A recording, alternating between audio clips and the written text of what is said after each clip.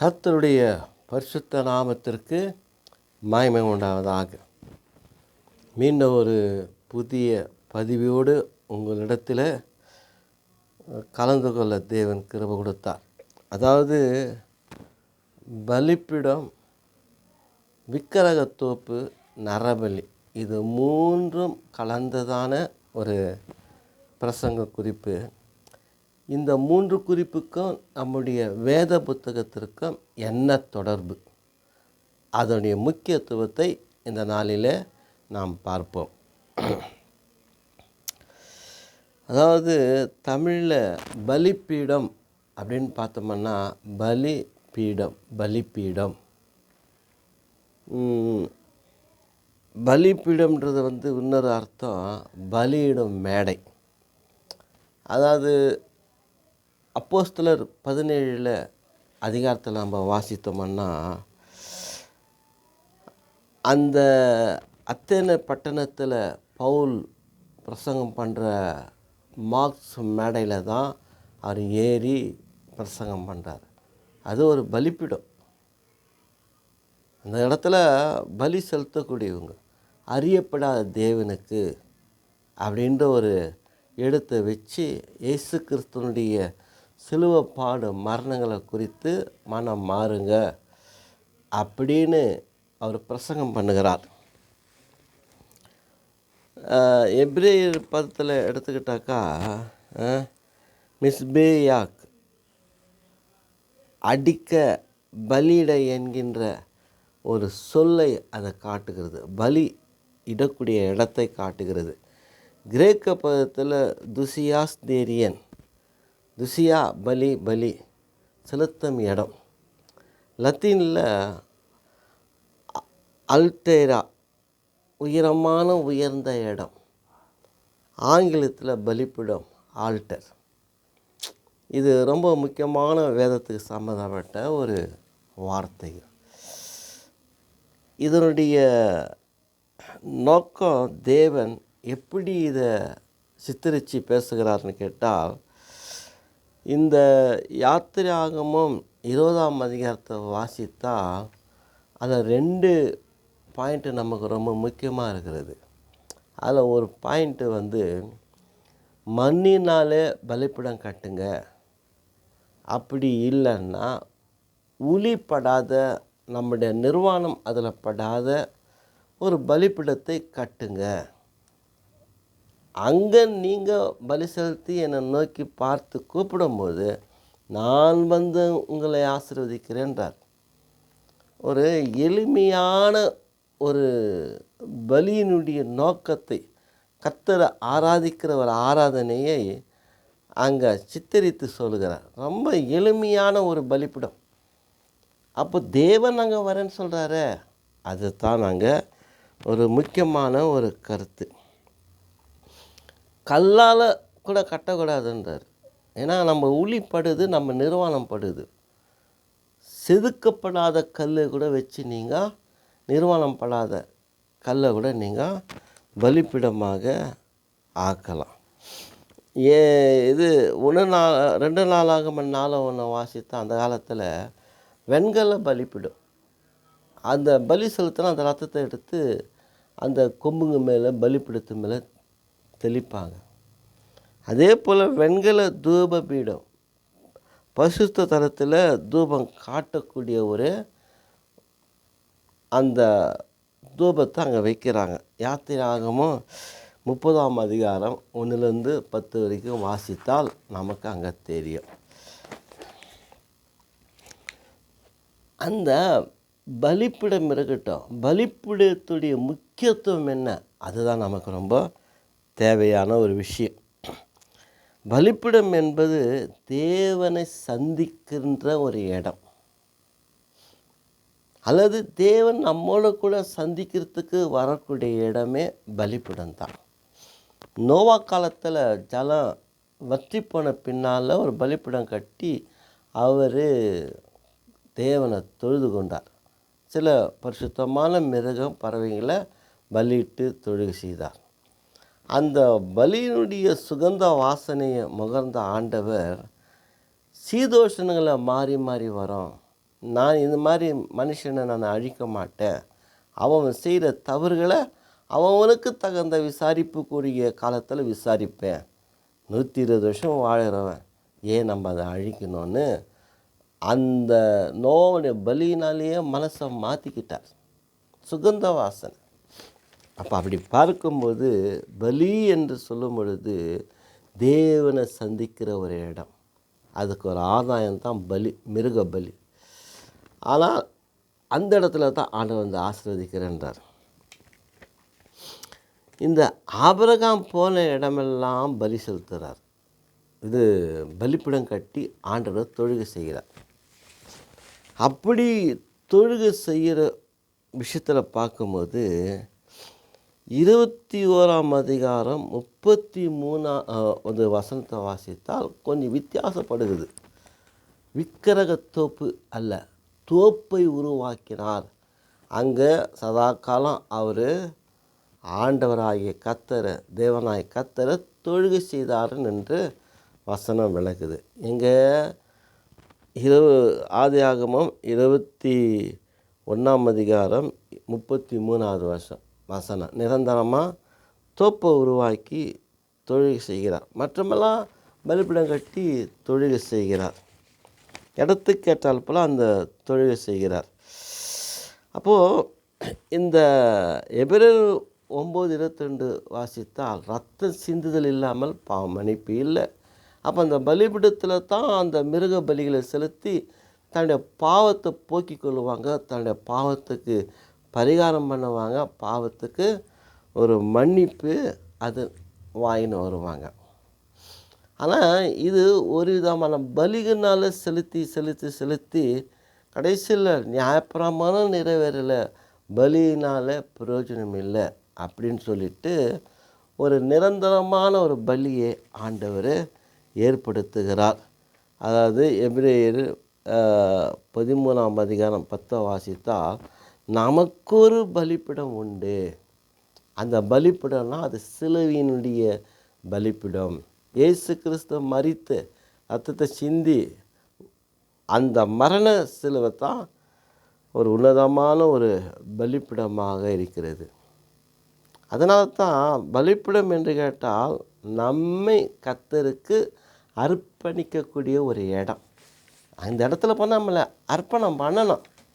அதுதான் அங்கே ஆண்டவர் நமக்கு தெளிவாய் சொல்லுகிறார். இயேசு அங்கத்தான் ஒரே தரம் பலியானார், ஒரே டைம். பலதரப்பட்ட பலிகளை விரோதமாக இந்த வினோதத்தில் அல்லது அன்றாட பலிகளை செலுத்துறதுனால பிரயோஜனம் இல்லைன்னு சொல்லிட்டு கர்த்தராகிய இயேசு கிறிஸ்து ஒரே தரம் வெளிப்பட்டு ஒரே தரம் சிலுவையில் பாடுபட்டு மரித்து உயிர்த்தெழுந்து விட்டார். அப்போது இதுக்கு என்னன்னா வேறு பலி இல்லை, வேறு பலிப்பிடமும் இல்லை. தேவாலயத்தில் அந்த பலிப்பிடமும் இல்லை, அந்த திரையும் இல்லை. எல்லாம் அதை அழிச்சிட்டு ஒரே பலி. சர்வ சிருஷ்டிக்கும் உலகம் இல்லை, அந்த சர்வ சிருஷ்டிக்கும் ஒரே தரம் நிரந்தரமான ரத்தத்தை சிந்தி அவர் அங்கே அவங்கள கழுவி சுத்தமாக்குறார் என்று சொல்லுகிறார். ஏன்னு கேட்டால் நாமே நம்மளோட வாழ்க்கையை ஒரு பலியாக கொடுக்குறோம். இனி மிருக பலி தேவையில்லை, அதுக்குன்னு பலிப்பிடம் தேவையில்லை. கர்த்தராகிய இயேசு கிறிஸ்து அண்டையில் வர்றது தான் ஒரு நல்ல பலிப்பிடமாக இருக்கிறது. உதாரணமாக இந்த எபிரேயர் 12ஆம் அதிகாரம் 22-23 வாசித்தால் ஒரு ஆழமான ஒரு சத்தியம் அங்கே நமக்கு வெளிப்படுகிறது. என்னன்னு கேட்டால், அதாவது அந்த இடத்துல வாசிக்கப்படும் பொழுது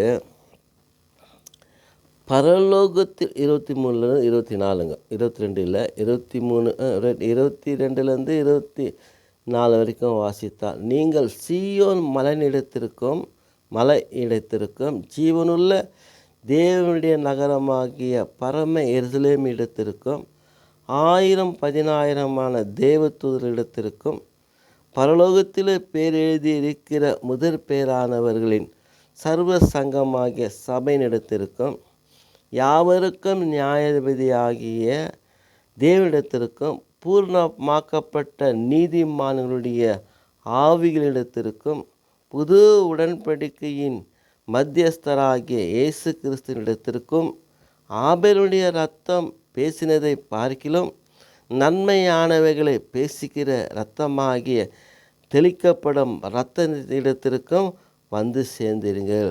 அப்படின்னா அந்த இயேசு கிறிஸ்து சிந்தின இரத்தத்துக்கிட்ட வந்துக்கிறோம். அதுதான் நமக்கு ஒரு நிரந்தரமான ஒரு பலிப்பிடம். லூக்கா 11:50 வாசித்தா ஆபேல் முதற்கொண்டு சகரியா வரைக்கும் இரத்த சாட்சியாய் மரித்த அந்த பலிப்பிடம். அப்போ அந்த யூதருங்க எல்லாருமே வெட்டி சாய்க்கக்கூடியவங்களாக இருக்கிறாங்க. தேவனுடைய வார்த்தைகளை ஏற்றுக்கொள்ள முடியல, தேவனுடைய தீர்க்க தரிசனத்தை ஏற்றுக்கொள்ள முடியல, தேவனுக்கு பயப்படக்கூடியவங்க யாருமே இல்லை. அதுதான் இந்த காலத்தில் நடக்குது. சுவிசேஷம் சொன்னால் ஆகிறதில்ல, சர்ச்சை கூப்பிட்டா வர்றதில்ல. என்ன சொல்கிறீங்க? அவங்க நம்மளை வெட்டி நம்மளை கொலை பண்ணக்கூடியவங்களாகவே மாறிட்டாங்க. அன்றைக்கி தான் ரத்த சாட்சினா இனிக்கும். வட இந்தியா பக்கம் உலகத்தில் பல இடங்களில் கிறிஸ்துவை ஏற்றுக்கொள்ள மனதில்லாதவங்க கொலவெறியாய் சுற்றி திரிஞ்சு கொலை பண்ணி சபையும் ஊழியத்தை நாசம் பண்ணி கொண்டு இருக்கிறாங்க. இது இப்போது அந்த காலத்தில் அந்த யூதருக்குள்ளே இஸ்ரேலுக்குள்ளே அந்த கொலவெறி ஏற்றுக்கொள்ளலை. அதுதான் ஒரு வித்தியாசம், வேறு ஒன்றும் இல்லை. அது அந்த காலம், இது இந்த காலம்.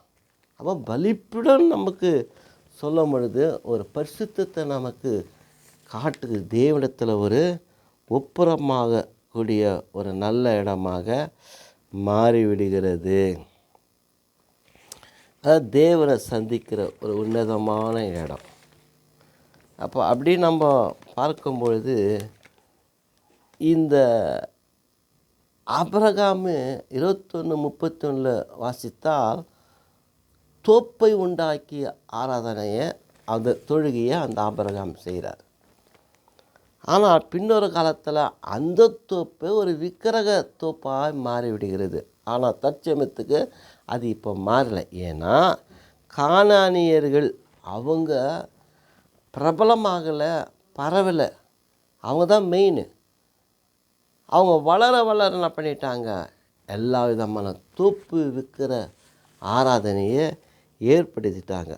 கானானியர் ஆஷேரா பெண் தெய்வத்தை கும்பிடச் செய்த அமைச்ச ஒரு தோப்பு தான். தோப்புன்னா என்ன? மாந்தோப்பு, தென்னந்தோப்பு, புளியந்தோப்பு, இன்னும் பல இருக்குது, கொய்யாத்தோப்பு, வாழைத்தோப்பு, இந்த மாதிரி தோப்புகளை உருவாக்குவாங்க நட்டுட்டு. அதான் ஏசாயால சொல்கிறாரு, ஒரு மரத்தை வளர்ப்பாங்க, அதை நல்லா வளர்ந்த பின்னால் அதை வெட்டி அதில் ஒரு சிலையை செய்து வச்சுக்குவாங்க, சாமி. அதுதான். இன்னும் கொஞ்சம் பலகைகள் என்ன பண்ணுவாங்க, மரத்தில் வீட்டுக்கு வேண்டிய அத்தியாவசியமான வாசல் கால், கதவு, ஜன்னல் இது கதவு, பெஞ்சு, இதெல்லாம் செய்துக்குவாங்க.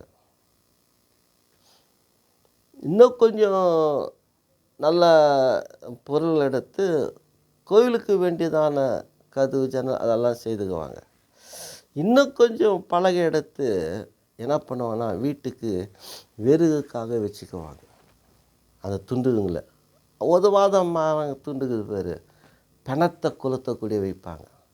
அந்த பிணத்தில் என்ன பண்ணுவாங்கன்னா ரொட்டி சுட்டு சாப்பிடுவாங்க.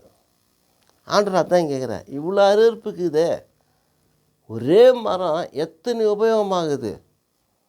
அதுதான் ரோமர் 1ஆம் அதிகாரத்தில் வாசித்தால், தேவன் அறிந்திருந்தும் மகிமைப்படுத்தவில்லை, அவங்க இருதயம் இருளடைஞ்சது. அதே சமயம் சிருஷ்டிகரை வணங்காதபடிக்கு சிருஷ்டிப்பை வணங்க ஆரம்பித்தாங்க. ஆரோன் காலத்தில் கண்ணுக்குட்டி செய்த ஆராதனை பண்ணாங்க, சிருஷ்டிகரை விட்டாங்க, சிருஷ்டிப்பு அதை வணங்க ஆரம்பித்தாங்க. அப்படியே தொடர்ந்து பார்த்தோம்னா அந்த சிருஷ்டிப்பை தான் வணங்கி கொண்டு இருக்கிறாங்க, அந்த காலம் முதற்கொண்டு இந்த காலம் வரைக்கும். அப்படி தான் நமக்கு இந்த சரித்திரம் நமக்கு சொல்லுது. பலிபீடம் கட்டினா அங்கே மரம் செடி கொடியெல்லாம் வைக்க வேணான்றார். ஏன்னு கேட்டால் பின்னொரு காலத்தில் அத்தையே நம்ம ஜனங்க வணங்கிடுவாங்க, அதனால் வேண்டான்றார். சிம்பிளாக கட்டுங்கோ, தோப்பை உருவாக்காத, தோப்புக்குள்ளே மரம் செடி அந்த பலிப்பிட்ட சுற்றி வைக்காத, அதுவே விற்கிறத பண்ணிடுவாங்க இவங்க. அது மட்டும் இல்லை, தோப்புன்னா பலவிதமான பாவ செய்கைகள் அங்கே நடக்கும். ஏன்னு கேளு, அந்த இடத்துல தான் பிள்ளைப்பேர் நடக்கக்கூடிய காரியங்கள் நடக்கும். தவறான காரியம், விபச்சாரம், வேசித்தனம், எல்லா விதமான பாவமாக அங்கே தான் இருக்கும். அந்த தோப்புக்குள்ளே தான் நரபலி, மனுஷனை வெட்டுவாங்க, குழந்தைகளை வெட்டுவாங்க. அதுதான் அந்த இடத்துல இருக்குது. அதனால தான் அந்த ஆண்டவர் சொல்லிட்டாரு, தோப்பெல்லாம் வானாப்பான்ட்டார். அந்த யாத்திராகமம் 20ஆம் அதிகாரம் வாசித்தா, நான் எகிப்தில் கொண்டு வந்த தேவனாய் கர்த்தர் நான், என்னை எல்லாம் உங்களுக்கு வேறு தேவர்கள் வேண்டான்னுட்டார். அப்போது வானத்திலையும் பூமியிலும் தண்ணீருக்குள்ளேயும் எந்த ஒரு சுரூபத்தையும் எந்த ஒரு மனுஷன் சாயலெல்லாம் உண்டாக்க வானான்னுட்டார்.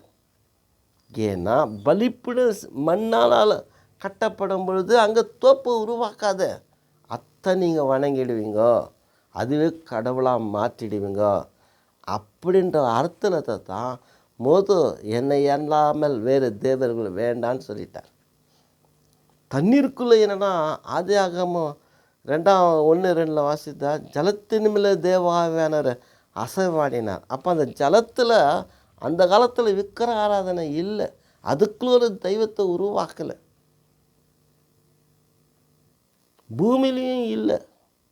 அப்போ தேவனாய் கர்த்தர் இந்த உலகத்தை படிக்கும்போது ரொம்ப சிம்பிளாக மண்ணால் இருக்கட்டும்மானார். அதுதான் நம்முடைய தேவனுடைய மிக மகத்தான ஒரு காரியமாக இருக்குது. பாகால் அவங்க என்ன பண்ணுவாங்கன்னா, மழை வேணும், புயல் தெய்வம், இதெல்லாம் அவங்களுக்கு அது காப்பாற்றக்கூடிய ஒரு சின்னமாக அதுக்கு அடையாளம் பண்ணுவாங்க. நல்லா செழிப்பு இருக்கணும், சேமம் இருக்கணும். அது மட்டும் இல்லை, மற்றவங்க பச்சை மரம், சிலை, கருவுற்றல், செக்ஸு, இந்த ஒருங்கிணை சேர்க்கையெல்லாம் அங்கே தான் நடக்கும். அது வேதத்தில் நிறைய இடத்துல அது நமக்கு ரொம்ப தெளிவாக நமக்கு சொல்லுது. அதாவது ஒரு காடு மாதிரி, அது போகிறதுக்கு பயமாக இருக்கும். காடு, அது நடுவில் அந்த சிலை, அந்த பொம்மைங்களை வச்சு கும்பிடுவாங்க. இஸ்ரேல் ஜனம் கூட அப்படி தான், தோப்புகளை விக்கிரக தோப்பு. அப்படி பார்த்தோம்னா இந்த கிதியோனுடைய நிலையை பார்த்தா, அவங்க அப்பா தோட்டத்திலே தோப்பிலே ஒரு பாகால் விக்கிரகம் இருந்துச்சு. பராக்கிரமசாலியே கர்த்தரோட கூட இருக்கிறான்னு கிதியோனை கூப்பிட்டா, எங்கேயும் ஆண்டவர் இருக்கிறாரு, அன்னைக்கு அற்புத அடையாளம் செய்தார், இப்போ சொல்லு மீதியானங்களை அழிச்சு கொண்டு இருக்கிறான்டார். இல்லை நான் இருக்கிறேன்டார். அது சரி, என்ன பண்ணட்டோன்றார். அப்போ நீ யுத்தத்துக்கு போனால் கூட இருக்கிறேன்டார். ஆனால் ஒரு கண்டிஷன், உங்கள் அப்பா அது தோப்புக்குது, அதை வெட்டிடு, அந்த மரத்துண்டு எதிரிலே எனக்கு ஒரு பலிப்படம் கட்டி என்ன ஆராதனை பண்ணு, எனக்கு அங்கே ஒரு பலி செலுத்துன்றார். பொழுது வஞ்சி பார்த்தா ஜனங்க பயப்படுவான்னு சொல்லிட்டு ராகுல் இந்த காரியத்தை செய்கிறாரு. பராக்கிரமசாலி தான், கர்த்தர் தன்னோடு இருக்கிறான்ற ஒரு நினைவு இல்லாதவன். அதான் சோதித்த பின்னால் தான் யுத்தத்துக்கு கிளம்புறாரு. கிதியோனின் பட்டயம் கர்த்தருடைய பட்டயம்னு சொல்லிட்டு. சரி, இப்படியெல்லாம் பார்க்கும்போது வேதத்தில் என்ன சொல்லுது? அப்போது கர்த்தர் அந்த விக்கிரக தோப்பு வேணா அப்படின்னு மிகவும் கடிந்து கொள்ளுகிறார் ஆண்டவர், ஒத்துக்கல ஆண்டவர். அதனால் உபாகமும் 16:21 வாசித்தா, நீ கானான் தேசத்துக்கு போன உடனே நீ என்ன பண்ணு, அவளெல்லாம் ஒன்று கூட விடாதபடிக்கு அது சுத்தமாக வெட்டி சாச்சிடு, அது வேண்டாம் அப்படின்னு மரங்கள்லாம் வெட்டாதீங்க. யாத்திராங்க 34:13 வாசித்தால், அவர்கள் பலிப்பிடங்களை இடித்து அவர்களின் சிலைகளை தகர்த்து அவர்கள் தோப்புகளை வெட்டி போடுங்கள். கானான் நாட்டுக்குள்ளே போனதும் முதல் வேலையை தான் செய்யணும், நாட்டை பரிசுத்தப்படுத்தணும். நம்ம ஒரு வீட்டுக்கு போனால் சுத்தம் பண்ணி சுண்ணாம்படி அப்புறமா பாலை போனோன்னா அதே அழுக்கு நிறைஞ்ச வீட்டில் யாரும் செய்ய மாட்டாங்க. வீடு சுத்தம், அப்புறமா தான் பால் பொங்கணுன்னுவாங்க. அப்போ தான் ஜபமே வைப்பாங்க, அப்போ தான் அடுப்பே பற்ற வைப்பாங்க. சுத்தலாத இடத்துல இல்லை. கிதியோனுக்கு அப்படி ஒரு நிலைமை அவன் செய்தார். அது அப்படியே நம்ம தொடர்ந்து வாசித்தோம்னா 1 ராஜாக்கள் 14ஆம் அதிகாரம் 23 வாசித்தா, இந்த ரெகொபெயாம் காலம் உயர்ந்த மேடைகளையும் சிலைகளையும் தோப்புகளையும் பச்சையான சகல மரத்தின் கீழும் உயரமான சகல மேட்டின் மேலும் தங்களுக்கு உண்டு பண்ணினார்கள். சாலமோனுடைய சாலமோனு யார்? தேவாலயத்தை காட்டினான், பிரம்மாண்டமானவன். சாகர காலத்தில் விக்கிர கோயிலையும் காட்டினான். அதுதான் தோப்பு. அவன் எல்லாத்தையும் ஆமாஞ்சாமி போடுற ஆள். இது ஒரு ஞானம் நம்ம கேட்கணும், தேவ ஞானம் அது கேட்கணும். சாலமோன் ஞானம் மட்டும் வானான்னு சொல்லுங்கள். ஏன்னா அத்தையும் செய்யணும் இத்தையும் செய்யணும். என்னத்துக்கு அந்த ஞானம்? தேவையில்லாத விஷயம். 2 ராஜாக்கள் 17:10 வாசித்தால், இஸ்ரவேல் நாடு கடத்தப்பட காரணமே பச்சையான சகல மரத்தின் கீழும் உயரமான சகல மேட்டின் மேலும் தங்களுக்கு தோப்பு விக்கிரங்களை நிறுவினார்கள். ஓசையா என்ன பண்ணார்னா, எகிப்தில் போய் கேட்குறான், என்னப்பா இந்த அசரியா ராஜா நம்மளை ரொம்ப தொந்தரவு கொடுக்குறான்னா, அவன் தூர ஆலோசனை கொடுக்குறான். என்னன்னு, அவனுக்கு விரோதமாக நீ போ கொள்ளுன்னு குத்தி விட்டான் பாரு. கடைசியில் மாட்டிக்கிட்டான். அதனால் அந்த அசரியா ராஜா இவனை அடிமைப்படுத்திக்கிட்டான். அது மட்டும் அல்ல, அதுக்கு மூல காரணமாக கர்த்தர் ஒப்பு கொடுக்குறான்னா, விக்கிரகத்தோப்பு உருவாக்கி அங்கே பலி செலுத்துகிறானுங்க. அங்கே அந்த ஆண்டவரை தொழுகை செய்கிறாங்க. அதான் ஒரு இடத்துல சொல்லுது, நீங்கள் பலி செலுத்துறது பேய்க்கும் விக்கிரகத்துக்கு தான் நீங்கள் பலி செலுத்துறீங்க, கர்த்தருக்கு இல்லைங்க பலின்றார்.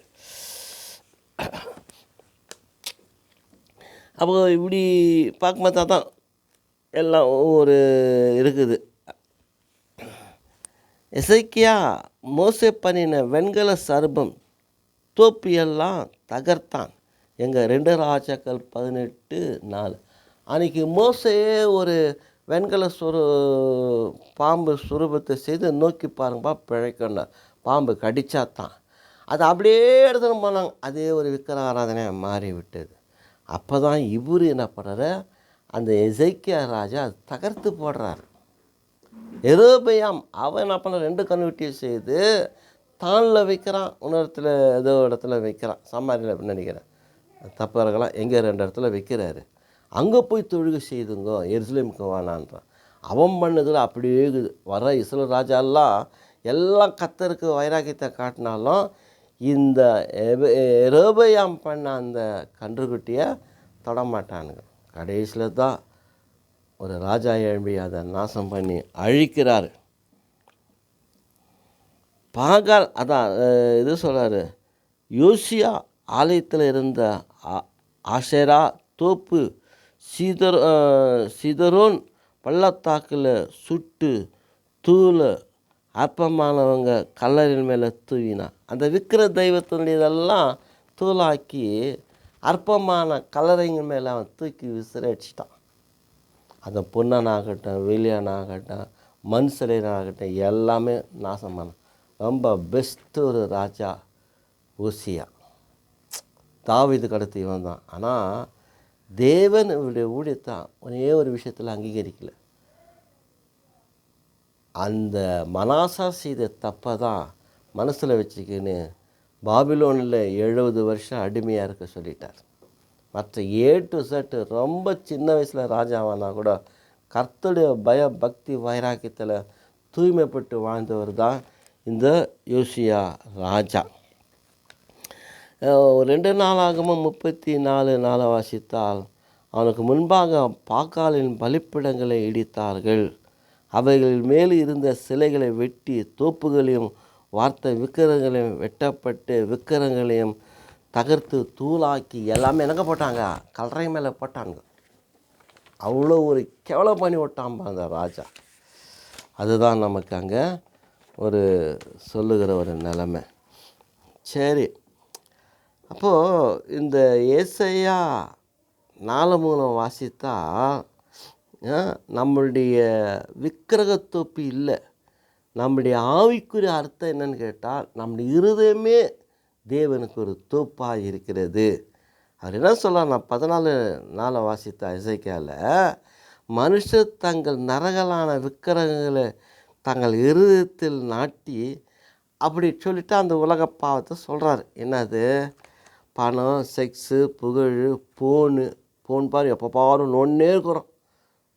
அந்த ஆன்லைனில் போயிட்டோம்னா மெய் மறந்துடுறோம். அது வேலை, அப்புறமா வேலை, சில பேருக்கு வேலை வேலை வேலை இருக்கும். தேவனை விட முக்கியமாகிவிட்ட அது ஆஷேரா தோப்புனா அதான் விற்கிற தோப்பு. அப்புறமா கலாச்சாரத்தில் விக்கிரகம், சினிமா, சீரியலு, இது பேஷனு, அரசியல் தலைவர்கள் வழிபாடு, பச்சை மரத்தின் கீழ் மாதிரி ரகசிய பாவம்னா அது அந்தரங்க பாவம், செக்ஸு சம்மந்தப்பட்டது. மதக்கலப்பு அப்படின்னு பார்த்தோம்னா அதான் தேவனுடைய ஆலயத்துக்கும் விக்கிரகங்களுக்கும் சம்பந்தம் எதுன்றார். அப்படியே இந்த ஜோசியம், மாந்திரிகம், குல தெய்வ வழிபாடு கலைக்கிறது, ஆவிக்குரிய விபச்சாரமாக காட்டுது. பொருளாசை, அதை எபேசியர் 5:5 வாசித்தா, பொருளாசைக்காரன், விக்கிராராதனைக்காரன், தோப்பு வேணாம், ஆசையே விக்கிரகம். நாம் என்ன செய்யணும், உபாகமம் 7:5 வாசித்தா, அவர்கள் பலிப்பிடங்களை எடுத்து அவர்கள் சிலைகளை தகர்த்து அவர்கள் தோப்புகளை வெட்டி அவர்கள் விக்கிரகங்களை அக்கினினால் சுட்டெரித்து போட்டாங்க. அப்போ அது எல்லா பாவத்தையும் விட்டு விலகி சுட்டெரிக்கிறான் பாரு. அந்த மாதிரி நம்ம செய்யணும். ஏன்னா இயேசு கிறிஸ்து சிந்தின ரத்தத்துக்கிட்ட வந்திருக்கிறோம். அவருடைய ரத்தம் சகல பாவங்களையும் நீக்கி நம்ம சுத்திகரிக்கிறது. அதுதான் நம்முடைய பலிப்பிடமே தவிர்த்து இப்படி பழைய ஏற்பாட்டு காலத்தில் பழக்க வழக்கம் இன்றைக்கி இருக்குது, அது தேவையே இல்லை அப்படின்னு நமக்கு சொல்கிறார். தேவன் மட்டும் சேவி அப்படின்னா மத்திய 6:24 வாசித்தா, தேவனுக்கும் உலக பொருளுக்கும் ஐக்கியம் ஒற்றுமை வராது. ஒன்று தேவனை சேவி, இல்லைன்னா உலகத்தை சேவி. ஆனால் சேவித்தான் தேவன் ஒருவருக்கு ஆராதனை செய்வாங்க. அதான் சாத்தானுக்கிட்ட சொல்கிறப்பார், தேவனாய் கர்த்தர் ஒருவருக்கு ஆராதனை செய், வேறு ஆராதனை வேணான்னிட்டார். அதுதான் இந்த இடத்துல நமக்கு நல்ல ஒரு திட்டவட்டமான ஒரு நல்ல காரியங்களை நமக்கு சொல்கிறாரு. தேவன் நம்முடைய இருதயம் தான் நம்முடைய தோப்பு, தேவனுக்கு அர்ப்பணிக்க பண்ணக்கூடிய ஒரு இடம். சரி, இதை நம்ம பார்த்தோம். இதில் இன்னும் முக்கியமான விஷயம் நிறையா இருக்குது. என்னன்னா, விக்கிரக தோப்பு அப்படின்னு நம்ம இன்னும் கொஞ்சம் பார்த்தோம்னா, சில என்னன்னு கேட்டால், தேவன் யெகோவாவுக்கு வழிபடும்படி சொல்லவே இல்லை. ஆண்டவர் உபாகமம் 16:21 வாசித்தா, எனக்கு ஒரு தோப்பு உண்டாக்குன்னு சொல்லலை, ஆசரிப்பு கூடாரத்தை உண்டாக்க சொன்னார். பாளையத்துக்கு புறம்பே அங்கே பலி செலுத்தி ஆண்டவர் தொழுகை செய்யுங்கப்பா அப்படின்னுட்டார். ஏன்னா அவருடைய இடம் ஒரு பரிசுத்தமான இடம். ஜனங்களுக்குள்ள இருந்தாருன்னா 1000 தப்பு தவறு நடக்கும், நம்ம கையும் சும்மா இருக்காது, எல்லாத்தையும் அதை குத்தி காட்டி நிற்க முடியும். என்னத்துக்கு அதெல்லாம் பிரச்சனை, தூரத்தில் வைக்கிறோம், அங்கே இருக்கிறோம், ஆராதனை பண்ணுங்க. அதான் மோச கூடாரத்துக்கு போனாங்க, ஜனங்க எழுந்து நின்று என்ன பண்ணுவாங்க, வணங்குவாங்க. அப்போ அந்த பலிப்பிடத்தில் ஒரு பலி செலுத்தும் போது அந்த இறைச்சி வாசனை வர்றது தான் தேவனுக்கு சுகந்த வாசனை. அப்போ என்ன பண்ண ஜனங்க, ஐயோ யாரோ பலி செலுத்துகிறாங்களே, கர்த்தரை தொழுகிறாங்களே, அவங்க பாவத்தை மன்னிமையா, அவங்க சாபத்தையும் தண்டனையெல்லாம் எங்கள் மேலே போடாத, எங்களையும் காத்துக்கோ அவங்களையும் காத்துக்கோ, நாங்கள் ஒரே ஐக்கியமாக இருக்கணும்ப்பா, எங்களை ஆசீர்வதின்னு சொல்லி வேண்டிக்கிறது தான் அந்த பலியினுடைய முக்கியத்துவம் அப்படின்னு நம்ம பார்க்குறோம். இதில் பலதரப்பட்ட வகைங்க நிறையா இருக்குது.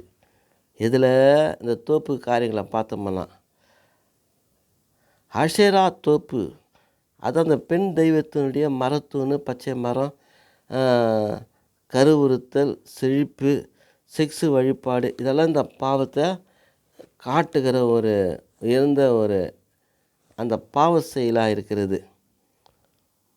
மேலோக்கு தோப்புனா அங்கே நடுவில் தோபெத், தோபெத்து அடுப்பு. அந்த தோபெத்துன்றது ஒரு அடுப்பு. அந்த அடுப்பில் என்ன பண்ணுவாங்கன்னா குழந்தைங்கள போட்டுடுவாங்க. ஏன்னா நமக்கு அந்த இது இருக்கணும், இது நம்ம செழிப்பு சேம ஆசீர்வாதம் இருக்கணும்.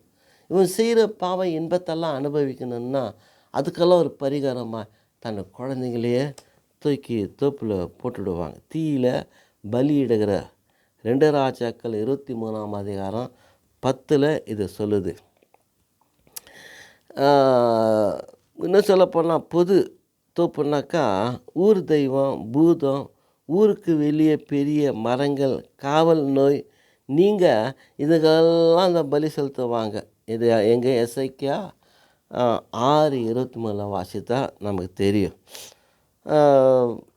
பொதுவான அம்சம் எல்லாருமே பச்சையான சகல மரத்தின் கீழும் உயரமான சகல மேட்டின் மேலேயும் 1 ராஜாக்கள் 14:23 அங்கே இருக்குது. இந்த மாதிரி பாவமெல்லாம் வேணான்றாரு.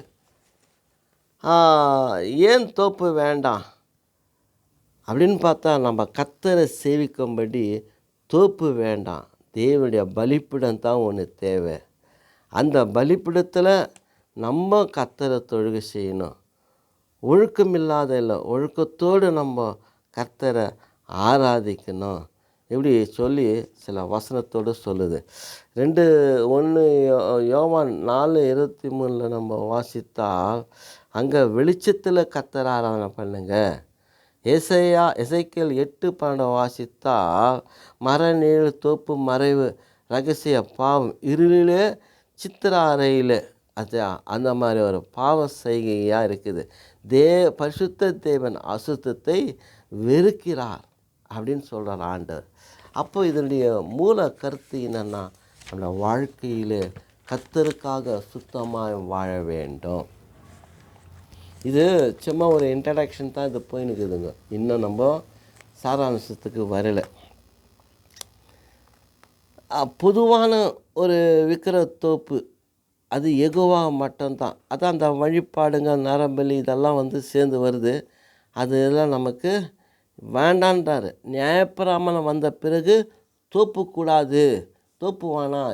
உபாகமம் 16:20 சொல்கிறாரு, தோப்பே வேணாப்பா. அங்கே தான் தெரிஞ்சு போச்சு. அதனால் அப்படி சொல்கிறாரு. ஜனங்கள் கானானியர் மாதிரி மாறிவிடுவாங்கன்னு ஆபிரகாம் காலத்தில் கானானியர் பழக்கம் இன்னும் பரவலாகலை. அந்த கானானியருடைய கலாச்சாரம் இல்லை, இன்னும் பரவல. ஆபிரகாமுக்கு வாக்குத்தத்தம் கொடுக்கும்போது எமோருடைய பாவங்கள் இன்னும் பெருகலைன்றார். அதுக்கு ஒரு காலம் வந்த பிள்ளை தான் அது நடக்கணும்னு சொல்லி ஆண்டவர் சித்தம் வச்சு தான் அதை நடத்துகிறாரு. ஆனால் அப்படி பார்க்கும்போது இன்றைக்கி தோப்பு எப்படி இருக்குது அப்படி பார்த்தா இந்த கிராமங்களில் பார்க்கும்போது பலதரப்பட்ட இது சிலைகள் இருக்கும். அது அவங்களுக்கு செழிப்பு சேமம் பாதுகாப்புன்ற மாதிரி வச்சுருப்பாங்க சிலைகளை. அதுதான் தோப்பு. ஆனால் அதை வேண்டாண்டார் சிலருக்குள்ள. இவர்களுக்கு அது தேவையில்லை, என்ன என்று இவங்களுக்கு ஒரு தேவை வேணாண்டிட்டார். அதான் மரம் செடி கொடி எதுவும் விற்காத, ஒன்று மண்ணாகட்டும் கல்லாகட்டும் தேவாலயம் கட்டினார் இல்லையா, அங்கே என்ன ஆசீர்வதிக்கிறாராம் பலிப்பிடும். அப்போ அந்த இடத்துலலாம் ரொம்ப டீசெண்டாக பலி செலுத்து அப்படின்னு நமக்கு ஆண்டவர் அது ரொம்ப நன்றாக சொல்லி கொடுத்து நடத்துகிறார் ஆண்டவர். இதில் ஒரு முக்கியமான ஒரு விஷயம், இந்த பலிப்பிடனால பரிசுத்தவான்களும் அந்த காலத்தில் கர்த்தருக்காக பலி செலுத்தி தொழுகை செய்வாங்க. ஆனால் மற்ற இனத்தார் அந்த வேதத்தில் சொல்கிறாரு நரபலி கொடுப்பாங்க. அதே பலிப்பிடம் தான் அவங்க நரபலி கொடுக்குற பலிப்பிடம். நம்ம கர்த்தருக்கு நம்முடைய பாவங்களை நிவர்த்தி செய்யக்கூடிய நரபலி இல்லை, மிருகத்தை நம்ம காணிக்கையாக செலுத்துகிறோம். ஆபேல் அவளை காணிக்கை அங்கீகரிக்கிறதுக்கு என்னடான்னா பலிப்பிடம் கட்டி அந்த மிருகத்தை அவன் பலி செலுத்துகிறான். மிருகம் கொடுத்தா பலி செலுத்தணுன்றார்.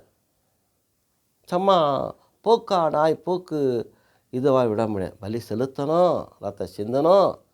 அது உண்மையாக சேர்த்ததுனால ஏற்றுக்கிட்டார் ஆண்டவர்.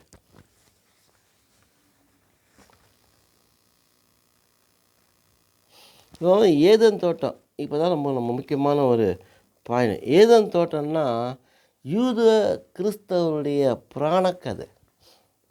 ரொம்ப நல்ல அர்த்தம். ஏதேன் தோட்டம் தான். ஆனால் அங்கே பகல் குளிர்ச்சி வேளையில் தேவனாய் கர்த்தர் வருகிறார். மனுஷனை தேடி வருகிற ஆண்டவர். ஆனால் அவங்களும் ஆண்டவரை சந்தித்து சம்பாஷணம் பண்ணி தொழுகை செய்து ஆராய்ச்சின்னு இப்படியே வாழ்ந்துட்டு இருந்தாங்க. ஒரு நல்ல இடம். கடைசியில் பிசாசுக்கு அவங்க கீழ்ப்படைஞ்சு அவங்க பாவம் செய்தனால தோட்டத்தை விட்டு துரத்திட்டார். அதுக்கு முன்னால் அந்த மாதிரி ஒரு இன்பமான இடம் இந்த உலகத்தில் எதுவுமே இல்லை. மனுஷனை தேடி சந்திக்கிற ஆண்டவர். இதோ ஒரு கன்னி கர்ப்பவாதியாகி குமாரனை பெறுவார், இம்மானுவேல் என்று பெயரிடுவாயாக. ஏசாயாவில் சொல்லப்பட்டது மத்தேயுவில் நிறைவேறுது. அவர் சொல்ல இம்மானுவேல், தேவன் நம்மோடு கூட இருக்கிறார். அதுதான் அவர் நல்ல பலிப்பிடமே. விக்கிரகத்தை பலி கொடுக்கறதுக்கு அல்ல, மனுஷன் நரபலி கொடுக்கறதுக்கு அல்ல.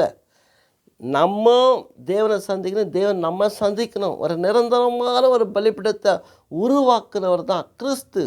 அதனால தான் ரத்தத்தை சிந்தினவங்க சீயோன் மலை. அந்த எபிரேயர் 12 22 24 வரைக்கும் வாசித்தா அவ்வளோ அழகாக சொல்கிறார். நீங்கள் நன்மையான காரியத்தை, ஆபேலுடைய ரத்தத்தை காட்டிலும் நன்மையாய் பேசக்கூடிய அந்த ரத்தம் தெளிக்கப்பட்ட இடத்துல வந்து சேர்ந்தீங்கன்றார். நன்மை, கிறிஸ்து நமக்காக நன்மையை தான் பேசுவார். கேடுகட்ட வார்த்தையெல்லாம் பேச மாட்டார். பொறாமையினால் அழிஞ்சு போகிறதுனால அந்த எண்ணம்லாம் கிடையாது. ஏதோ இந்த ஓசையா இந்த அசிரியா தொல்லை தாங்க முடியாது, எகிப்தில் ஆலோசனை கேட்டான். அவன் விழும்படி அவன் ஆலோசனை கொடுத்து அனுப்புகிறான் எகிப்து ராஜா. அதே போல் அசிரியாவுக்கு விரோதமாக நடந்ததுனால அவன் சரண்டர் பண்ணி போயிட்டான். அதில் பெரிய ஒரு கூத்து என்ன தெரியுமா? அந்த இஸ்ரேல் வாழ்ந்த இடத்துல வேறு நாட்டுக்காரெல்லாம் கொண்டு வந்து இங்கே வாழ வச்சா அது நிரந்தரமாக பண்ணிக்கினாங்க. அவங்க தேசத்தில் போய் இவன் போய் வாழ்ந்தான். அவன் அத்தை நிரந்தரமாக ஆகிட்டான். அப்போ கத்தர் கொடுத்த காணியாச்சு என்ன ஆச்சு? கண்ணுக்கு தெரியாமல் போச்சு. காணியாச்சியா? கண்ணுக்கு தெரியல. அது எங்களுக்குதுன்னு தெரியல அந்த இஸ்ரேல் ஜனங்களுக்கு. போனவன் தான் அழிஞ்சவன் தான். இப்போ காணாட்சி பூமியில் யார் சுதந்திரிக்கிறது? அந்நிய எகிப்துக்காரன் அவன் போகிறான், மற்றும் மேதியாக்காரன் போகிறாரு. இப்படி பல தரப்பட்ட அசிரியா கீழே இருக்கிறவங்களெல்லாம் அங்கே வச்சுட்டான். நல்ல தேசம்ப்பா, பாலம் தேனை ஓடுற தேசம், யாரோ அனுபவிக்கிறான். அங்கே போய் இவனுங்க வேலையை காட்டினானுங்க. சிங்கம் வந்து அவங்கள பட்சிக்க ஆரம்பித்தது. பரிசுத்த பூமி, அவன் பூமியில் இவன் போய் வாழ்ந்தான். அவன் அப்படி தான் வாழ்ந்துனுக்கிறான். அவன் புத்தி மாறலை. எங்கே போனாலும் அந்த இது. அதான் ஒரு பழமொழி இருக்குது பாருங்கள், இருட்டில் போனாலும் திருட்டு கை சும்மா இருக்காதான். அந்த மாதிரி எங்கே போனாலும் அவன் தான் விற்கிற ஆராதனை. இப்படி தேவனா கத்தரை மதிக்காத ஒரு ஜாதியான இஸ்ரேல் ஜாதி ஜனம் தான். அதுதான் நான் சொல்லுவேன். நான் கற்றுக்கிறேன் பைபிள் அப்படி தான். மதிக்க தெரியாதவன், பயப்பட தெரியாதவன், அதான் வணங்கா கழுத்து உள்ளவங்க கலக வீட்டார்ன்றார் ஆண்டவர். 10 வருஷம் முறுமுறுத்தானுங்கப்பா. என்ன எவ்வளோ நன்மை செய்தால் கூட அவனுக்கு ஏற்றுக்கலை.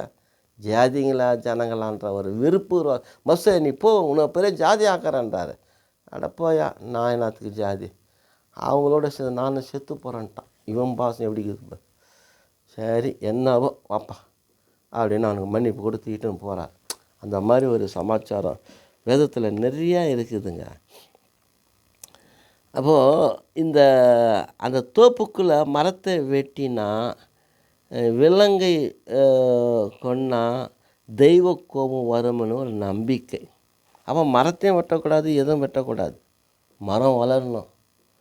ஏன்னா அந்த பயம் கொடுக்குறான்னா அவங்க இல்லை, இவங்க அந்த தப்பு தவறு செய்யக்கூடிய ஒரு இடம். அதுக்காக இந்த சொல்லுது.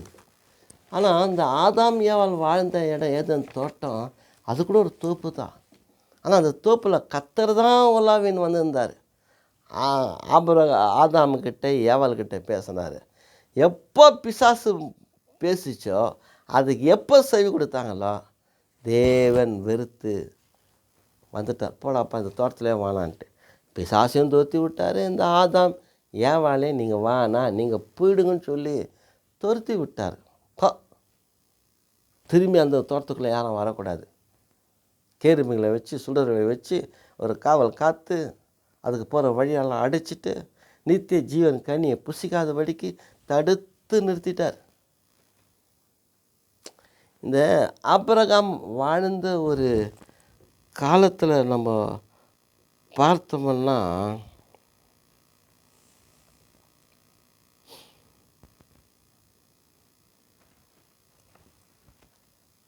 அதாவது ஒரு நல்ல ஒரு பலிப்பிடுத்த இதெல்லாம் ஆண்டவர் நமக்கு சொல்லிக் கொடுக்குறாரு. அது இன்னும் நல்ல இது கருத்துக்கள் நிறையா இருக்குது பதமெல்லாம். சரி, ஒரு முக்கியமான ஒரு விஷயத்துக்கு நம்ம வருவோம். இது வரைக்கும் போதும். இப்போது நமக்கு வேண்டியது என்னன்னு கேட்டால் நரபலிக்கு வருவோம். 3வது பாயிண்ட்டுக்கு. இதெல்லாம் அது அப்படி தான் வராது. இப்போ நரபலி கொடுக்கணுன்னா ஆதியாகமம் 22ஆம் அதிகாரத்தில் 29-13 இதில் வாசித்தா ஈசாக்க பலி கொடுக்க சொல்கிறார். அப்போ தேவனாய் கர்த்தர் சொல்லி தான் இவன் போய் பலி கொடுக்குறாரு. எல்லாம் ரெடி பண்ணிட்டேன். ஈசாக்கை வெட்டப்படும் போது கர்த்தர் சொல்கிறார், ஆபிரகாமே என்னப்பா ஆண்டவரே, நீ எனக்கு பலி செலுத்தாத, நீ கீழ்ப்படிறியா இல்லையான்னு சோதிச்சேன்னாரு. சரி, இப்போ அந்த பலிப்பிடம் கட்டியாச்சு. பலிப்பிடம் கட்டினா பலி செலுத்தணும். மிருகஜீவன் வந்தால் வெட்டி செலுத்தணும். இல்லை மிருகஜீவனை கொண்டு போனால் பலிப்பிடம் கட்டணும். அதனால் என்ன பண்ணிட்டாரு, பக்கத்தில் முதல்ல ஒரு ஆடு சிக்கி கொண்டு இருந்ததை கொண்டு வந்து வெட்டிட்டார். அப்புறமா என்ன பண்ணிட்டார், அவர் நிரந்தரமாக ஒரு தோப்பை உருவாக்கி அதில் நிரந்தரமாக தொழுது கொண்டார். இதுதான் விஷயம். இப்போ நரபலின்னா என்னன்னா, நரம்னாக்கா மனுஷன். அந்த காலத்தில் மனிதனை தெய்வத்துக்கு பலியாக கொடுப்பது. மழை வேணும், போர் ஜெயிக்கணும், நோய் தீரணும், தெய்வ சாந்தப்படுத்தணும் நம்பி குழந்தை, கைதி, அடிமை, சில சமயம் சொந்த பிள்ளையே கொல்லுவாங்க. நரபலி வெட்டுவான் அப்படியே. உதாரணமாக எகிப்து வந்த ஜனங்க யோசுவா காலத்தில் அந்த எரிகோ பிடிச்ச பின்னால் அப்போ இந்த எரிகோ கட்டப்படும் போது அஸ்திபாரம் போட்டான்னா பெரிய பிள்ளைய பலி செலுத்தணும். வாசல் காலில் வச்சா இளைய பிள்ளை. அப்போ அதுதான் அங்கே நிறைவேறுது. யோசுவா 6:27 வாசித்தால் யோசுவா சாபத்தை கொடுக்குறாரு. 1 ராஜாக்கள் 16:34 வாசி அதை நிறைவேற்றுறான்.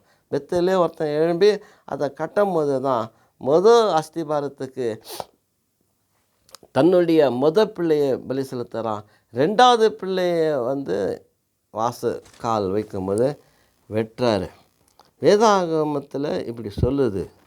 ஒரு அருவருப்பான காரியம்டா வேதாகம். இது அருவருப்பு சொல்லுது. லேவியராகமம் 18:21, உபாகமம் 12ஆம் அதிகாரம் 31-32. ஆகவே தேவனுடைய சாயலால் படைக்கப்பட்டவன் மனிதனை பலி செலுத்தக்கூடாதுன்னு சொல்கிறார். அப்போ இப்படி பல தரப்பட்ட அந்த நரபலிக்கு ஏற்றதான சில மொழி நமக்கு பேர்க்கப்பட்டு உள்ளதாக இருக்குது. தமிழில் நரபலினா நான் மனிதன் பலி காணிக்கை, நேரடி அர்த்தம் அப்படி சொல்கிறாரு. எபிரேயர் மொழியில் வாசித்தா மனித பலி. உபாகமம் 12:31 நமக்கு சொல்கிறாரு. கிரேக்க பதம் கிரேக்கம் LXX, அதில் வாசித்தோம்னா மனிதனுடைய பலி. எசேக்கியா 16ஆம் அதிகாரம் 20 LXX. அது மொழிபெயர்த்தாங்கள்ல, அதுக்கு அந்த LXX சொல்கிறாங்க. அது குறிப்பிட்ட இது காட்டுறதுக்காக. லத்தீனில் வாசித்தால் மனித பலி வல்கேட் பைபிள். ஆங்கிலத்தில் என்ன சொல்லுதா மனித பலி. பொதுவான கூடுதல் சொற்களை பார்த்தா மேலுக்கு தெய்வத்துக்கு குழந்தையை தீயிலே பலி. லேவியராகமம் 20ஆம் அதிகாரம் 2-5 வரைக்கும் வாசித்தாக்குது. தொடர்ந்து 27 வாசித்தா எல்லா விதமான மன்னிக்கணும் பாவ செய்களிலையும் அங்கே சுட்டி காட்டுது. இந்த கள்ளக்காதல் அதுவும் தப்பு தான். ஆனால் அதோட மோசமான ஒரு காதல் இருக்குது. குடும்பத்திலே ஒருத்தருக்கு ஒருத்தர் உடல் உறவு வைப்பாங்க. அது பெரிய தப்புன்னு சொல்கிறார். விற்கிற தோப்பிடாதுன்றார் ஆண்டவர். அந்த அதிகாரத்தை நீங்கள் படித்து பார்த்தீங்கன்னா ரொம்ப வேதனையாக இருக்கும். ஒரு கீழ்த்தனமாக 1 கொரிந்தியர் நினைக்கிறேன் 6ஆம் அதிகாரத்து கூட தகப்பனுக்கும் தகப்பனுக்கும் மகளுக்கும் தாய்க்கும் மகனுக்கும் உறவு விபச்சாரன்றதுனால கல்யாணம் பண்ணலாமா வேணான்ற ஒரு இருமாறாப்பில் இருக்கிறத பவுல் கண்டித்து உணர்த்துறார்.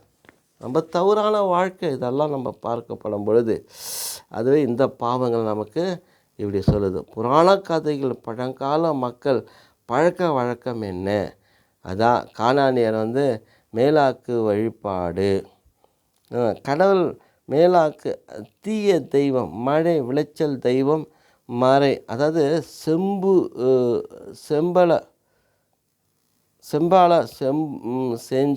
செம்பால செய்து காளை தலை சிலையை உண்டாக்கி அதோடு கையில் குழந்தையும் வச்சு அந்த செம்பை நெருப்பில் சுடுவாங்களாம். நல்ல நெருப்பு தக தக தகன சுட்ட பின்னால் அந்த குழந்தைய தலையில் இந்த சொம்பு காலை சில போல சொம்பை நெருப்பில் சுட சுட எடுத்து என்ன பண்ணுவான், தக தகன்னு நெருப்பு இருக்கும், அதை அப்படியே குழந்தை தலையில் விட்டுடுவான். அப்போ என்ன ஆகுதுன்னு கேட்டால் குழந்தை அலறும். அப்போ தாளம் கீதங்களை வாசிப்பாங்க. ஏன்னா இந்த குழந்தை இப்படி செத்தாத்தான் நமக்கு மழை வரும், நமக்கு பாதுகாப்பு இருக்கும், விவசாயம் நல்லா விளையும், ராஜா நல்லா இருப்பார், நமக்கு எந்த நொடி வராதுன்னு இந்த ஒரு சாயங்க சடக்கத்தை இந்த மாதிரி ஒரு கொடுமையான ஒரு செயலில் அவங்க செய்வாங்க. ஜெருசலேமுக்கு தெற்கு இன்னும் பள்ளத்தாக்கு 2 ராஜாக்கள் 23:10 29 வாசித்தால் யோசியா அவர் என்ன பண்ணுறாருன்னா, இப்படிப்பட்ட மேலாக்குக்கு பலி ஒப்பு கொடுக்காயாக, இதெல்லாம் வேணாம், இதுக்காக தான் தேவன் காணியாரி தேசத்தில் இருந்து துரத்தினார். லேவியராகமம் 18:24-25. இந்த யோசியா சொல்கிறேன், வேணாம் இந்த மாதிரியெல்லாம் மேலாக்குக்கு நீ காணிக்க கொடுக்காத, அதெல்லாம் தப்பு. அவர் திருத்துறாரு. அப்போ அந்த காலத்தில் அது செய்து இருக்கிறாங்க. அதுதான் ஒரு மகா பெரிய ஒரு கொடுமை செயலாக இருக்கிறது. கடவுள் அதாவது பாகால் அம்மோன் அது தானி சற்று தொல்வியல் அகழ்வாராய்ச்சியில் குழந்தை எலும்புகள் நிறைய பானை சுவடோடு கிடைச்சது. கிறிஸ்துக்கு முன் 400-200 காலம் அதிக அந்த குழந்தையுடைய எலும்பு கிடைச்சிதான்.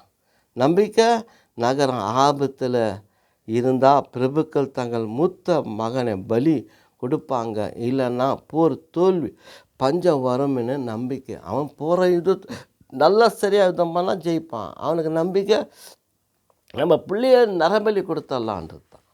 பலிப்படி எப்படி வேலை செய்த பாரு அப்படின்னு நமக்கு சொல்கிறாரு. கடவுள் உயிர்ச்சிலோ பெச்சிலி அது சூரிய தெய்வம். அது கைதுடைய இருதயத்தை கத்தியால் கிழித்து பலி கொடுப்பாங்க. ஒரு நாளைக்கு 1000 பேரை காரணம் 1000 பேர் காரணம் சூரியன் அஸ்தமிக்க அமல் இருக்க ரத்தம் வேணும்னு நம்பினாங்க. சூரியமே அஸ்தமிக்கக்கூடாதான். அப்போது ஒரு நாளைக்கு 1000 பேர் நரபலி சம்பவம் கிடையாது. அப்போ எல்லாமே சேர்த்துட்டான். அவன் என்ன பண்ணுவான்? அப்பாவி மனுஷங்களை எப்படி மூளையை கவுத்து பிரெயின் வாஷ் பண்ணி இது தான்றான் பாரு, பொய் சொல்கிறான் பாரு. அதுதான் நரி வாயை தந்தாலே நம்மளை நம்புகிற மாதிரி அம்மா அப்படி இப்படின்னு வேஷம் கழிஞ்சா தான் நரி குள்ள நரி தந்துறன்னு சொல்லி அதை சாகடிக்க பார்ப்போம். அது அங்கே இருக்கிற ஒரு விஷயம். குள்ள நரி தந்திரங்களை இது பண்ணுவாங்க. நம்ம இந்தியாவில் வாசித்தோம்னா புராண கதை, துர்கா காளிக்கு நரபலி கொடுத்த கதைகளும் உண்டு. ஆனால் வேதம் அதெல்லாம் நமக்கு வேண்டான்னு சொல்கிறாரு, தேவையில்லை அப்படின்னு. பழங்குடி இன மக்கள் 19ஆம் நூற்றாண்டில் வரை மெரியா பலி நடந்துச்சு. பிரிட்டிஷ் அதை ஒழிச்சிட்டாங்க. அதே போல் ட்ரூயிட்ஸ் விக்கர்மேன் அவர் என்ன பண்ணார், பெரிய விக்கிரகம் பண்ணி அதுக்குள்ளே மனிதனை வச்சு தீ வைப்பாங்க. யூலியஸ் சீசர் தன் குறிப்பில் எழுதியிருக்கிறார். இப்படிப்பட்ட பலிகளை தேவன் ஏன் நரபலியை வெறுக்கிறார்? இதுதான் காரணம். தேவன் மனிதனுடைய சாயலாக இருக்கிறான். இது தாங்க இப்போ தான் நம்ம விஷயத்துக்கு வர. இதெல்லாம் முன்னரே நம்ம யாருன்னா தேவ சாயலுங்க. அதான் சொல்கிறாரு, பறவைக்கு மாமிசம் வேறு, மகிமை வேறு, மிருகத்தினுடைய மாமிசத்தில் மகிமை வேறு, மீன்களுக்குள்ள இருக்கிற மகிமை வேறு, மனுஷனுடைய மகிமையே வேறு. கர்த்தருடைய மகிமை நமக்கு ஒத்து போகுதுன்ற அவர் வரும்போது அவருடைய சாயிலே நம்மளை எழுப்புவேன் என்று சொல்லி 1 கொரிந்தியர் 15 வாசிக்கிறோம். நாம் நரபலி இல்லை, தேவன் உயிரோடு நம்ம எழுப்புகிற கர்த்தர் மகிமை தான் சொல்கிறார். அதனால தான் தேவ சாயல். ஏன் இந்த உலகத்தில் நம்ம தேடி ஒரு மனுஷனாக பிறக்கிறதுக்கு காரணம், நாம் தேவ சாயலாக இருக்கிறோம். தேவ தூதன் இல்லை, தேவ மனிதனாகிய நாமத்தான். நம்மை தான் தேவன் சிருஷ்டித்தார், உருவாக்கினார். தேவன் நமக்கு ஜீவ சுவாசத்தை கொடுத்தார். அதனால் நம்ம மேலே தான் அந்த கரசனை, அந்த தயவு இருக்குது. அதனால தான் தேவன் அன்பாக இருக்கிறார். 1 யோவான் 4:8 வாசித்தால் தேவன் அன்பாக இருக்கிறார். நம்ம பிள்ளத்தில் அன்பாக இருக்கணுன்றார். அன்பு இல்லைன்னாக்கா தேவன் அன்பாக இருக்கிறார். ஏன்னா அவர் நம்ம படைத்தவர், படைக்கப்பட்ட ஒரு நல்ல ஆண்டவராய் நமக்குள்ளே வாசம் பண்ணக்கூடியவராய் இருக்கிறார். ஆகவே நம்ம தேவ சாயலில் நம்ம இருக்கிறோம். பிரியமானவர்களே, இயேசு தானே பலியானார். எபிரேயர் 10:10 வாசித்தால் மனிதன் தேவனுக்கு பலி கொடுக்க தேவையில்லை, தேவன் மனிதனுக்காக தன் மகனை பலி கொடுத்தார். எசையா 53:5 சொல்லுது. ஆபிரகாம் கதை. ஆபிரகாம் அந்த 22ஆம் அதிகாரத்தில் வாசித்தால் ஆபிரகாம் ஈசாக்கு பலி கொடுக்க போன போது தேவன் தடுத்து ஆட்டுக்குட்டியை கொடுத்தார். அப்போ இதில் என்ன பாடம்னா, தேவன் மனித பலியை விரும்புவதில்லை, அதுக்கு பதிலாக பின்னொரு காலத்தில் தானே தன்னை பலியாக மாற்றினார், பலி கொடுத்தார் இயேசு கிறிஸ்து. இன்றைக்கு நரபலினா இருக்கக்கூடாது, நேரடி நரபலி பெரும்பாலும் இருக்கக்கூடாது, ஒழிச்சிட்டார் ஆண்டவர். அப்போ அப்படி பார்க்கும்போது இந்த இவர் இருக்கிறார் பாரு, எப்தா, அவர் கூட தன் மகளை நரபலி செலுத்திட்டான் தான் நம்ம இருந்தோம். தகனபலின்னு தகனபலி இல்லை. ஏன்னா ஆபிரகாமத்தை ஒப்பிட்டு பார்த்தா அது என்ன சொல்லுதுன்னு கேட்டால், அவர் ஏற்றுக்காத தேவன். அங்கே ஒரு சட்டத்தை பேச மாட்டார், இங்கே ஒரு சட்டத்தை பேசுவார். மனுஷன் மனம் மாறுவதற்கு அவன் இருக்கிறான், ஆனால் மனுஷன் போல நான் மனம் மாறுவதற்கு இல்லை. நான் மனுஷன் மாற மாட்டேன்றார். ஆகவே அந்த அம்மா அந்த ஆலயத்தில் ஒரு ஊழியக்காரி ஆகி விட்டுட்டார். அண்ணால் பார்த்தோம்னா அவங்க விதவி, சின்ன வயசுலேயே புருஷன் செத்துட்டு வந்து சேர்ந்தவங்க. சுமார் 86 வயசு இருக்கலாம், 7 வருஷம் வாழ்ந்தாங்க. ஆனால் இரவும் பகலும் ஜெபித்து கர்த்தரை ஆராதனை பண்ணாங்க. ஒரு பரிசுத்தமான ஒரு விதவையாக கர்த்தரை பார்க்க ஒரு கிருபை கிடைச்சிது. அதனால தான் அந்த இவருக்கு சொல்கிறாரு, அப்போஸ்தலர் பவுலுக்கு, இளம் வாலிப வயதுகளெல்லாம் இட்டுன்னு போகாதீங்க, இட்டுன்னு வாண்டான்றாரு, தப்பு நடக்கும்ன்றாரு. ஆனால் வயதில் முதிர்ந்தவங்களை எடுத்துன்னு போங்க ஊழியத்துக்கு. எனக்கு கூட அந்த ஓப்பு இருக்குது, ஆனால் வேண்டாம், நம்மை கரைப்படாதபடி காத்துக்கொள்ளன்றார். அதுதான் நமக்கு ரொம்ப முக்கியமான ஒரு கருத்து. எங்கள் ஒரு ஊழியக்கார மீட்டிங்கில் போனேன். அப்போ உலகத்தில் அவர் சொன்னார் அந்த சாட்சி, நானே கேட்டேன். உலகத்தில் புகழ்பெற்ற ஒரு நல்ல ஊழியக்கார், அடிக்கடி சிங்கப்பூர் போவார். அங்கே பெண்கள் தான் அந்த அந்த உடம்படுத்தி அந்த உடம்பு ஒன்று எடுப்பாங்க, மாலிஷ் பண்ணுவாங்க. ஒரு நாள் இப்படியே இருக்கும்போது சிங்கப்பூர் போனவங்க அங்கே அந்த பண்ணிட்டு தான் வருவாங்கன்றாரு. ரொம்ப பேருக்கு தெரியும், அட்லீஸ்ட் 100க்கு 90 பேருக்கு தெரியும், போயிட்டு வருவானுங்க. ஆனால் இவர் ஒரு நாள் போகும்போது தப்பு நடந்துடுச்சு. சேடா இவ்வளோ உண்மையாக நேர்மையாக வாழ்ந்தோம், கொஞ்சத்தில் ஏமாந்துட்டோமே. நேராக வீட்டுக்கு வந்து தன்னுடைய குடும்ப காரியங்களெல்லாம் ஒழுங்குபடுத்திட்டார். அந்த குடும்ப காரியங்களை ஒழுங்குபடுத்திட்டு நம்ம ஊழியத்துக்கு போயிட்டு வரோம்மா, வரணும் இல்லை தெரியல, நான் வந்துடுவேன், ஆனால் நான் ஜெபம் பண்ண போகிறேன், ஃபோன் பண்ணாதீங்க, என்னை தேடாதீங்கம்மா, எப்பவுமே வழக்கம் போல சொல்லிட்டு போகிறது தான் அப்படின்னு நம்பிட்டாங்க.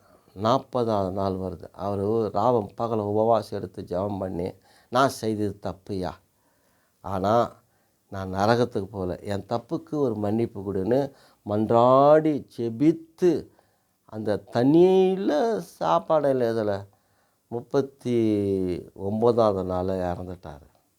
யார் என்னடா ஏதுன்னு பார்த்தா, இந்த மாதிரி எடுத்துன்னு வந்து அவங்க இந்தியாவில் கொண்டு வந்து அந்த ஊழியக்காரருடைய சபையில் அடக்கம் பண்ணாங்க.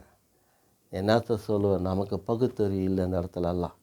ஆனால் தன்னுடைய பாவத்தை அறிக்கை செய்த ஒரு மனிதன், அதுதான் பெரியமாரில்.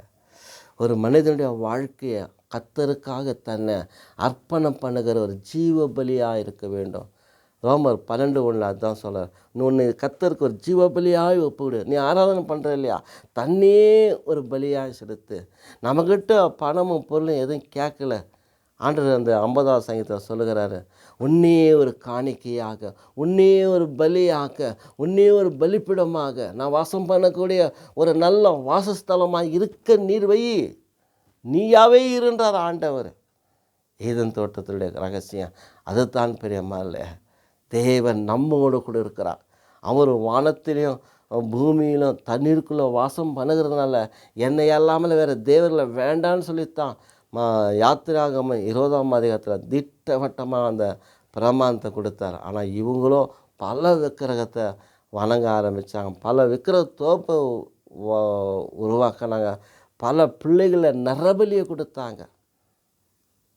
யார்? இஸ்ரவேல் ஜனங்க, யூதருங்க. வேதத்தில் இருக்குது.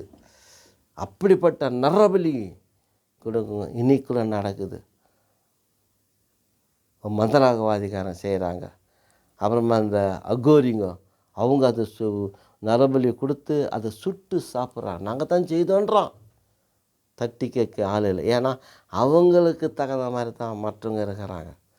ஆனால் இந்த எல்லா பாவத்தையும் வெறுக்கக்கூடிய ஒரே ஒரு குடும்ப சந்ததி இருக்குதுன்னா அது ஒரே ஒரு கிறிஸ்தவங்க தான். ஏன்னா நமக்காக சிலுவையில் ஒரே தரமாய் பாடுபட்டு மரித்ததுனால நமக்கு வேறு பலி இல்லை, வேறு பலிப்பிடம் இல்லை. கர்த்தருடைய சிலுவை அண்டையிலே நம்ம வந்திருக்கிறோம். ஆபேல் ரத்தம் சிந்தப்பட்டதை காட்டி நன்மையானதை பேசுறதை விட நன்மையை பேசக்கூடிய சிந்தின இரத்தத்தண்டையில், கிறிஸ்தின் இரத்தத்தண்டையில் வந்து இருக்கிறோன்றாரு. அதுதாயா பலிப்பிடம்.